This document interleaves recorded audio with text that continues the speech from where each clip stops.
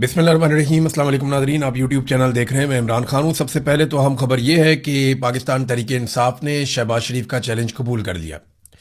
शहबाज शरीफ जिसको इस वक्त पाकिस्तान का वज़ीर आज़म बनाकर रखा गया है, पाकिस्तान तहरीक इंसाफ ने कहा जी ठीक है, 2018 के इलेक्शन की आप तहकीकात करवाना चाहते हैं तो करवाएं, 2024 के इलेक्शन की भी तहकीकात करवाएं, और एक गैर जानिबदार तरीक़ेकार से यह होना चाहिए। वज़ीर आज़म की जानिब से 2018 के इंतखाबात की तहकीकात के चैलेंज पर रद्द-ए-अमल देते हुए तर्जमान पाकिस्तान तहरीक इंसाफ ने कहा कि हम शहबाज शरीफ का ये चैलेंज खुले दिल से कबूल करते हैं।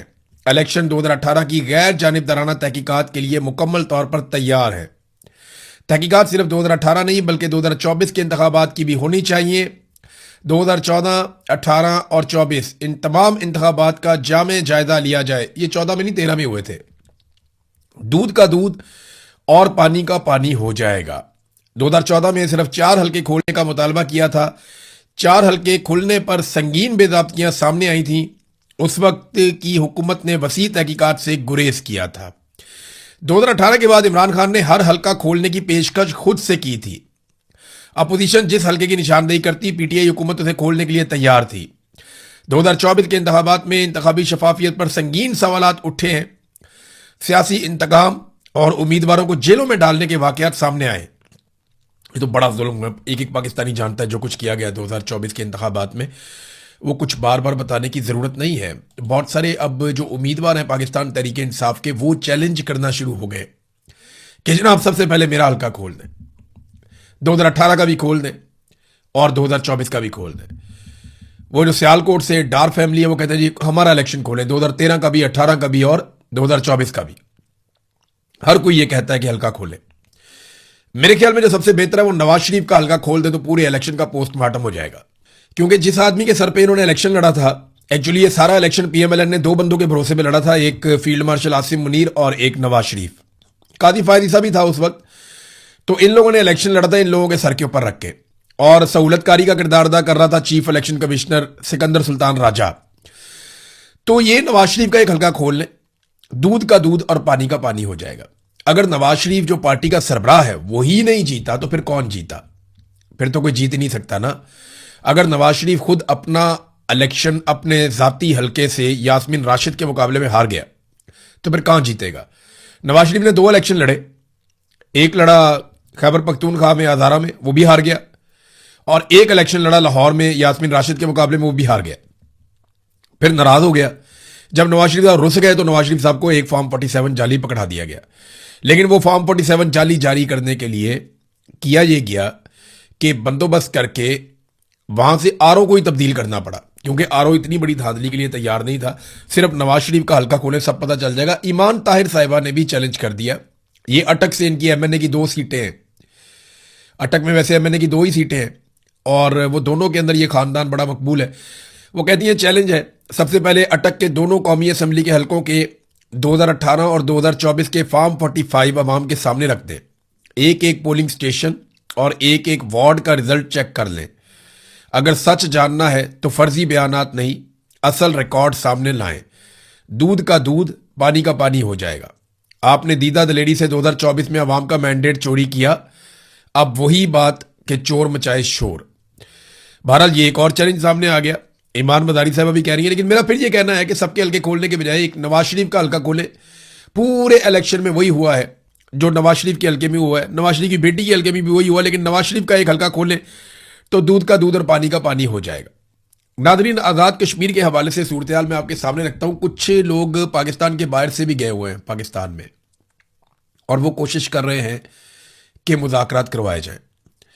कुछ जो मकामी लोग हैं वो भी कोशिश कर रहे हैं, कुछ उलमा इकराम है वो भी कोशिश कर रहे हैं। फजलुर रहमान भी इस मामले में आए हैं, अचकज़ई साहब ने स्टेटमेंट दिया, कुछ और लोग भी आए। अब जो लोग इस वक्त मुज़ाकरात कर रहे हैं या बातचीत कर रहे हैं दोनों जानिब, उनसे कुछ खबरें बाहर आई हैं।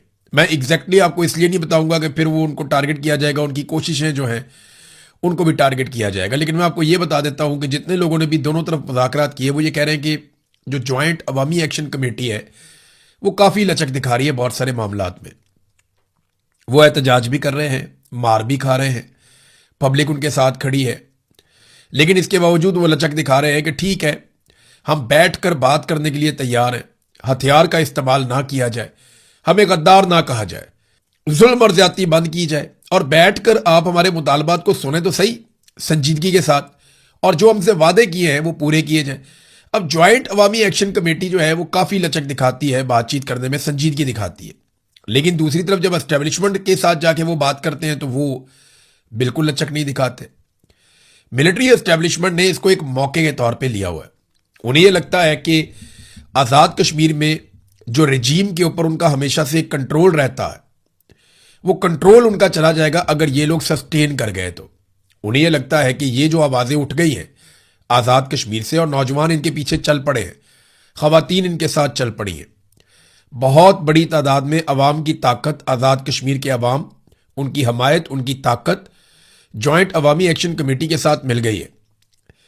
اگر یہ اپنے مطالبات منظور کروانے میں کامیاب ہو جاتے ہیں یا کچھ لے کر اٹھتے ہیں تو یہ ایک بہت بڑا خطرہ بن جائیں گے. یہ اپنے باقی مطالبات بھی پورے کروائیں گے, اور ہر طرح کا جو کنٹرول ہے ملٹری اسٹیبلشمنٹ کا, جس کے ذریعے سے آزاد کشمیر کے وسائل پہ قابو کیا جاتا ہے, وہ اسٹیبلشمنٹ کا کنٹرول کمزور ہو جائے گا.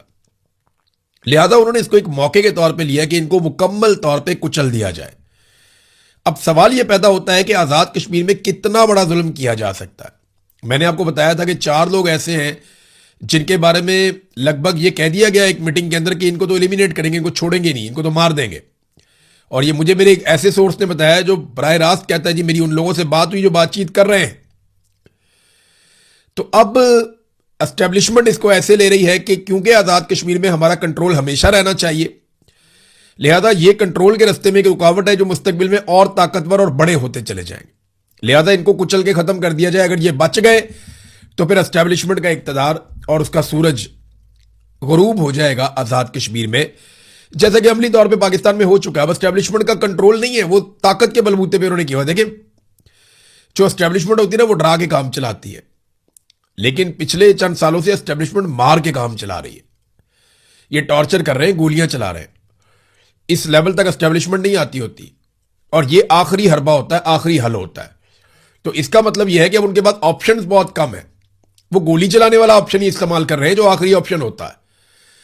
لہذا آزاد کشمیر کے لوگوں کو ڈٹے رہنا چاہیے میرے خیال میں اپنے حقوق کے لیے, اور جو لوگ مذاکرات کروا رہے ہیں ان کو اسٹیبلشمنٹ پہ دباؤ ڈالنا چاہیے کہ اب بات چیت کریں. دیکھیں اگر بات چیت کے ذریعے سے آج اگر یہ لوگ 4 قدم پیچھے بھی چلے جاتے ہیں نا آزاد کشمیر کے لوگ, تو یاد رکھیے گا یہ جو تھوڑا بہت حاصل کریں گے نا یہیں سے انہیں طاقت ملے گی, اور پھر یہ لوگ اور زیادہ طاقتور ہو کر واپس آئیں گے.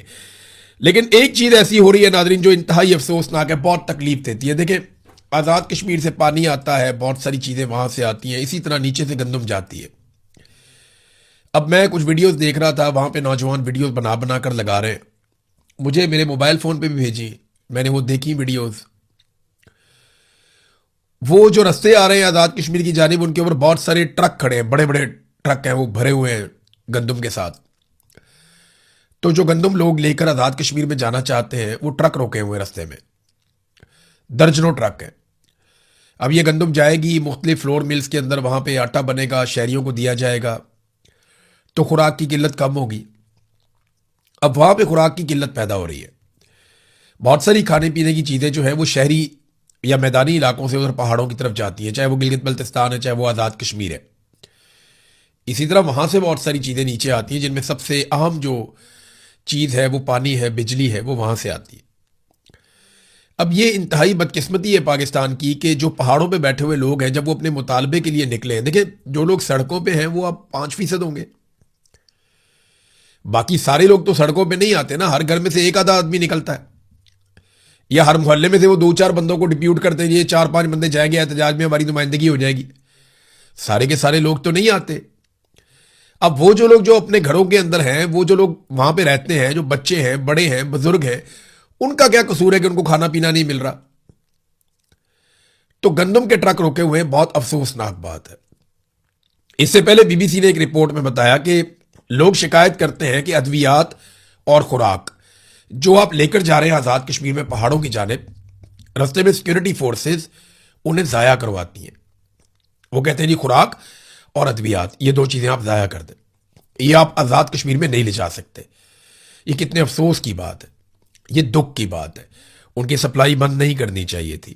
یہ سپلائی بند کر کے انہوں نے وہ کیا کہ اس کا جواب یہ کبھی نہیں دے پائیں گے. کل کو یہ کہیں گے ہم نے تو نہیں بند کی تھی، وہ تو لوگوں نے بند کر دی تھی، وہ تو سیکیورٹی کا ریزن تھا، ٹرک لوٹے جا سکتے، یہ بہت 100 کہانیاں سنائیں گے، لیکن وہاں پہ اس طرح کچھ بھی نہیں ہے. ہم نے نہیں دیکھا. وہ پرامن لوگ ہیں، پرامن طریقے سے اپنا احتجاج کا حق استعمال کر رہے ہیں.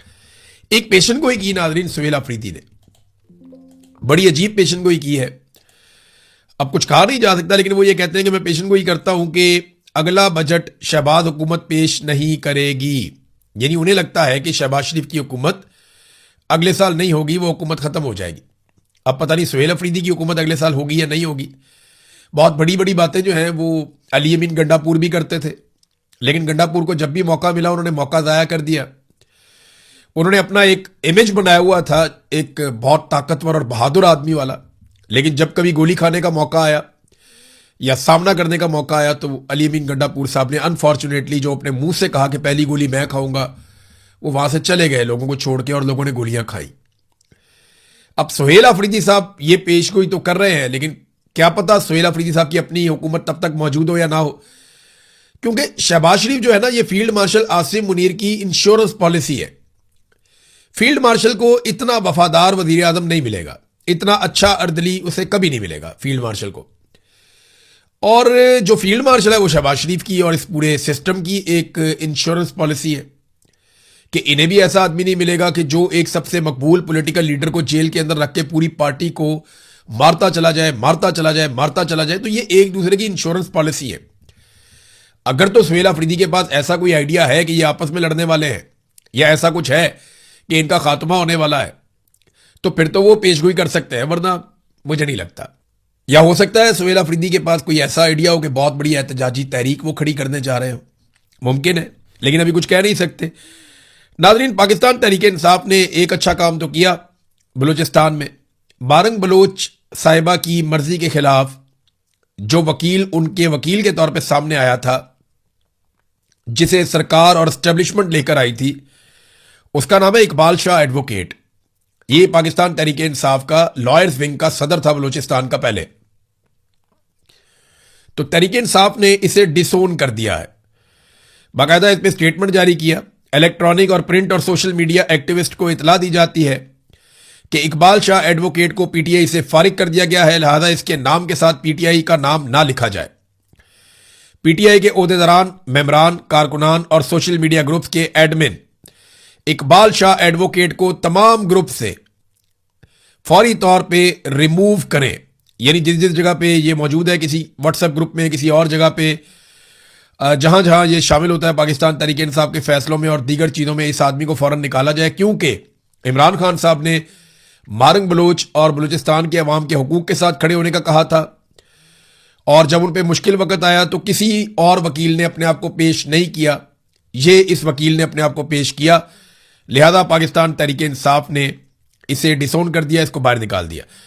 ناظرین، عالمی منڈی میں تیل جو ہے وہ اب ٹکے ٹوکری ہو گیا ہے، لگاتار اس کی قیمتیں نیچے آ رہی ہیں، لیکن عوام کو اس کا بینیفٹ نہیں مل رہا. ناظرین، اس وقت جو تیل کی قیمتیں ہیں وہ جنگ شروع ہونے سے پہلے جو تیل کی قیمتیں تھیں اس سے بھی نیچے آ گئی.